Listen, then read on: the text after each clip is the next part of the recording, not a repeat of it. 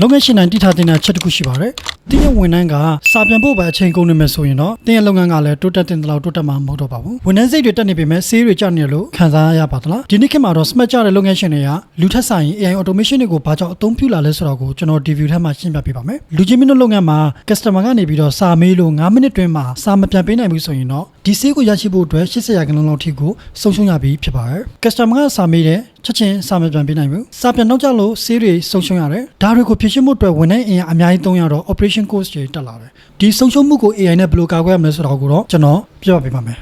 ဒီ Nation automation ကဘာလုပ်ပြနိုင်လဲဆိုရင်တော့တင်းစီကလာတဲ့ message တိုင်းကို AI ကနေပြီးတော့နားလေတယ်ဖတ်တယ်ပြီးရင်တော့တင်းလုပ်ငန်းရဲ့ data တွေအတိုင်းတိကျတဲ့ဖြေကို second by တွင်မှာပြန်ဖြေပေးပါတယ်လူတစ်ယောက်လိုမျိုးတဘာဝကြကြတုတ်ပြန်ပေးနိုင်တာပါဒီစနစ်ကိုသုံးလိုက်တာနဲ့တင်ရရှိမယ့်အကျိုးကျေးဇူးတွေကတော့တစ်စာပြန်တဲ့အချိန်တွေညှော့နေသွားမယ်နဲ့ဝန်ထမ်းစိတ်ကိုထက်ဝက်ကျော်ညှော့နေသွားလိမ့်မယ်3 24နာရီလုံးပိတ်ရက်မရှိ customer မေးသမျှအတိုင်းကို AI ကနေပြီးတော့အလိုလျောက်အလုပ်လုပ်ပေးနိုင်ပါတယ်တင်းရဲ့လုပ်ငန်းကိုဒီလို smart automation ကိုပြောင်းလဲချင်တယ်ဆိုရင်တော့ကျွန်တော်မှာဒီလို service တွေကိုအထူးပြုလုပ်ကိုင်ပေးနေပါတယ်စိတ်ဝင်စားပါကကျွန်တော်မှာ free consultation မိနစ်30စာယူလို့ရပါတယ်ဒီမိနစ်30တွင်မှာကျွန်တော်ဘက်ကနေပြီးတော့လူချင်းမင်းတို့ရဲ့လုပ်ငန်းနဲ့ကိုက်ညီတဲ့ AI automation flow တွေကိုအသေးစိတ်လေးဆွေးနွေးပေးပါမယ်ဒါကြောင့်မလို့စိတ်ဝင်စားပါကကျွန်တော်ရဲ့ Facebook Messenger နဲ့ TikTok chat box မှာအချိန်မီလာမိနိုင်ပါတယ်အားလုံးကိုကျေးဇူးတင်ပါတယ်မင်္ဂလာရှိသောနေ့ရက်လေးကိုပိုင်ဆိုင်ကြပါစေ